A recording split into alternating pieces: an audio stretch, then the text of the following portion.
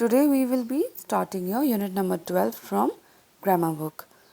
Children, we are doing so much of grammar because the grammar portion is more and the reader portion is less for you to do. Okay? Adjectives क्या होता है? Let's see.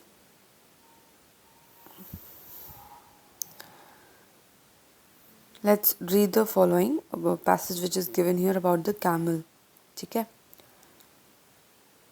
Camel is the oldest of domestic animals. This amazing animal is adapted to live in harsh, dry lands. The Arabian camel has one hump. The Bactrian camel has two humps. Its broad, soft feet help it in having a steady grip in the sand. Its thick skin protects it from fierce daytime and cold nights. It is often called the ship of the desert. Okay? Now what is it? Let's see. I'll just zoom it in. See children, all these underlined words are telling you something or some quality or some number about the camel. Okay? Read here. It is about camels. The passage is about camels. Alright? Now, let's read these words one by one. First is oldest. Oldest means सबसे पुराना. Okay? Amazing. Amazing means very nice, very good. Harsh. Harsh means which is not very soft. Okay? Dry means something which is very dry, which is lacking moisture. Alright? Arabian means relating to the place which is in the Arabian. Alright? Bactrian, again relating to a place which is named a particular thing. Okay? Two humps, number. It is telling you about number. That Arabian camels have one hump. Hump is that thing जो एक this is called hump. This is called hump. Okay, this is called the hump of the camel. Now he is telling Arabian जो camel होता है उसका one hump होता है, लेकिन जो Bactrian camel होता है उसके two humps होते हैं. Okay, so it is telling you the number here. It's broad and soft feet. अब यहाँ पे देखो किसके बारे में बोल रही है? It's हमने यूज़ किया है यहाँ पे camel के लिए. It's a pronoun. हमने pronouns पढ़ा है. Okay? Broad मतलब चौड़े, soft मतलब soft. Okay? We all know what do we mean by soft? Feet. Feet मतलब पैर. दोनों पैरों को हम feet कहते हैं. Okay? Now, all these words are telling you something about the camel. Okay? So these are called adjectives. Adjective कोई एक ऐसा word होता है जो कि आपको किसी की खासियत बताए. Okay? अब वो खासियत कुछ भी हो सकती है. वो खासियत एक अमेजिंग चीज़ हो सकती है, उसके बारे में कोई क्वालिटी हो सकती है. ठीक है? क्वांटिटी हो सकती है. दैट इज क्वांटिटी का क्या मतलब होता है कि उसका नंबर क्या है. 1 2 3 4 कितना नंबर है. ओके? या फिर कितना kg, मिलीलीटर, लीटर्स. मैथ्स में आपने पढ़ा होगा मैं right measurements. So measurements are all called quantity. Okay? वो उसकी जगह के बारे में स्पेसिफाई कर सकता है. वो उसके स्पीड के बारे में स्पेसिफाई कर सकता है. For example study. Study means एक समान. ओके? एक जैसा. देन वो उसके थिकनेस के बारे में, सॉफ्टनेस के बारे में बात कर सकता है, यानी कि उसकी क्वालिटी के बारे में बात कर सकता है.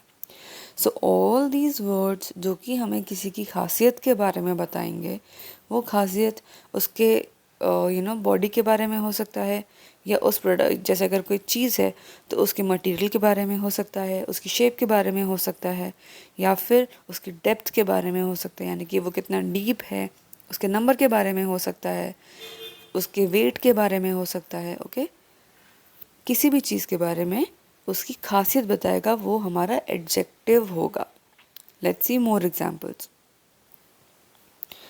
Follow the examples and right your name in same way. जैसे कि यहाँ पे 2 नेम्स लिखे हैं, आपको अपना नाम वैसे ही मुझे लिख कर भेजना है। लेट्स सी क्या लिखा है। चेतना, चेतना नेम है, तो सी का मतलब कुछ लिखा है, HETNA का मतलब लिखा है। Alright, C children.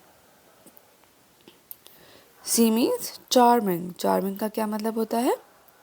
Cute and very very lively, सुंदर। चार्मिंग मीन्स सुंदर। हेल्पफुल, जो किसी की मदद करे।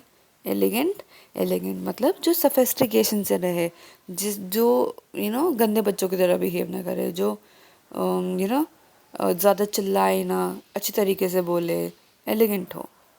टी से लिखा है थॉटफुल। थॉटफुल मतलब जो सोच कर काम करे। And for nice, nice means जो अच्छा अच्छा काम करे। ए फॉर एक्टिव लिखा है। एक्टिव मीन्स जो ज़्यादा एक्टिव हो। ऑलराइट, सो आपको अपना ही नेम ऐसे लिखना है। For example, my name is Anukriti, right? So I will right A, I'll just change the color, children.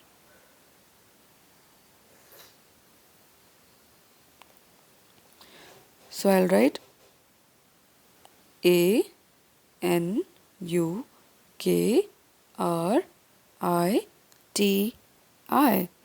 A for, I will write A for attractive. ठीक है, आपको अपनी क्वालिटीज़ लिखनी है अपने नाम के लेटर्स से। एन फॉर अभी आपको अपने थोड़ा सोचना भी पड़ेगा कि मेरे बारे में ऐसी क्या क्वालिटी है जो एन लेटर से शुरू होती है। Alright, so you will have to find words for yourself. वो जो भी है, यू से I will write one more, K से I will write one more, okay. R से I will write for example respectful, okay. I से I will write intelligent, okay. T से I will write tolerant. So you have to basically find adjectives for yourself and write it in this way. Okay? आपको ये activity करनी है children, and this will be your homework. As we cannot do it right now, अगर हम class में होते तो हम ये क्लास में करते, but as we cannot do it right now, this is your homework. Again children, this is one more homework for you. It is about a card making for your Teacher's Day. I know it is already gone, but we have to do this exercise because this is given in the book. Let's see what you have to do here. You can use these adjectives for describing your friends. Now, make a beautiful greeting card for your teacher. Okay, हम इसको थोड़ा change कर देंगे। आप अपने parents के लिए ये कार्ड बनाएंगे, ओके। आप अपने मम्मी और पापा के लिए ये कार्ड बनाएंगे मदर्स एंड फादर्स डे के लिए। You have to make only one card, या तो आप अपने पापा के लिए बनाएंगे या तो आप अपनी मम्मा के लिए बनाएंगे, ओके। आपको टीचर के लिए नहीं बनाना है, आपको मम्मा या पापा के लिए बनाना है। उसमें आप अपनी मम्मा या पापा के बारे में एडजेक्टिव्स लिखेंगे। चिल्ड्रन, ये बॉक्स दिया है, इसमें खूब सारे एडजेक्टिव्स दिए हैं, ओके। इसमें से आपको वर्ड्स चूज़ करके अपने मम्मी या पापा के बारे में लिखना है। And you have to click picture and send me, okay. So अभी आपके लिए 2 होमवर्क हो गए। एक आपका नेम वाला होमवर्क हो गया and this card making.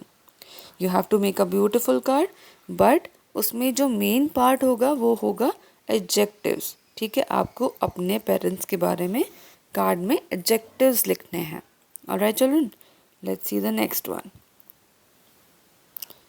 Now we will read about the kind of adjectives. हमें पता चल गया कि एडजेक्टिव्स क्या होते हैं। वो किसी की क्वालिटी बताते हैं, ओके। क्वांटिटी भी बता सकते हैं, वो उसके बारे में कोई चीज़ आपको बताते हैं which is special to it, okay. Let's see what are the types of adjectives, okay. I will just tell you there are total 6 type of adjectives. First is adjective of quality. Second is adjective of quantity. Third is number. Fourth is demonstrative. Fifth is interrogative. And sixth is possessive. Children, ये हमने पहली चीज़ें पढ़ी हुई हैं. I will just tell you once more. Adjective of quality. Quality का क्या मतलब होता है? क्वालिटी का मतलब होता है किसी की खूबी, करेक्ट? तो क्वालिटी कैसे हो गई? This is a red flower. तो ये किस कलर का फ्लावर है? रेड। इसकी विशेषता क्या हो गई? ये रेड है। फ्लावर तो ये है, बट वो बता रहे this is a red flower. Okay, so red जो है वो इसकी खूबी हो गई। सो ये हो गया हमारा quality adjective. Okay, for example I am an English teacher. So I am an English teacher, जो इंग्लिश है वो इसका क्वालिटी है, वो मेरा क्वालिटी है कि मैं इंग्लिश सब्जेक्ट पढ़ाती हूँ। ओके, टीचर्स तो बहुत सारे हैं लेकिन हर कोई अलग अलग चीज़ें पढ़ाता है, करेक्ट? सो अगर आपको देखना है कि एडजेक्टिव कौन सा वर्ड है, सो आप देखोगे कि जो वर्ड्स विशेषताएं बताएगा वो एडजेक्टिव होगा। फर्स्ट वन है क्वालिटी, तो वो क्वालिटी बताना चाहिए। फॉर एग्जाम्पल सी हियर, जो कार्ड बना है इसमें लिखा है हेल्पफुल। तो ये आपके टीचर की क्वालिटी हो गई एक तरीके से कि वो हेल्पफुल है। ओके, वो नाइस हैं, वो अट्रैक्टिव है या एक्टिव है।